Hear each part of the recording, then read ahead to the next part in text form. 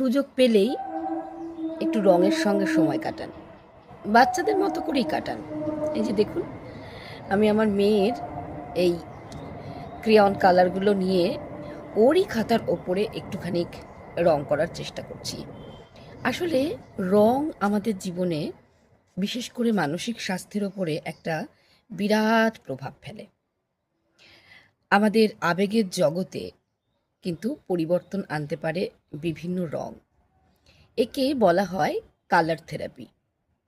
আর এই colour therapy করার জন্য বিরাট কিন্তু আর্টিস্ট হতে হয় না, বা অনেক দামি রং বাড়িতে থাকতে হবে এরকম ব্যাপার না। যা কিছু আপনার অ্যাভেলেবল রয়েছে সেই জিনিসগুলো নিয়েই একটুখানি আঁকিবুকি করুন। তাতে যেটা হবে, রঙের সঙ্গে সময় কাটানো হবে, সেই সঙ্গে আপনার ভেতরের ক্রিয়েটিভ স্কিলটা নিয়ে কাজ করা হবে, এবং সেখান থেকেই কিন্তু মনের ভেতরে স্ট্রেস, অ্যাংজাইটি, এই জিনিসগুলো অনেকটা হালকা হয়ে যাবে। কাজেই কালার থেরাপি একটা খুব মূল্যবান থেরাপি প্রত্যেকের জীবনে হতে পারে। আর যদি মনে হয় কালার থেরাপি সম্পর্কে আরেকটু বেশি জানতে চান, তাহলে অবশ্যই আমাদের সঙ্গে যোগাযোগ করতে পারেন।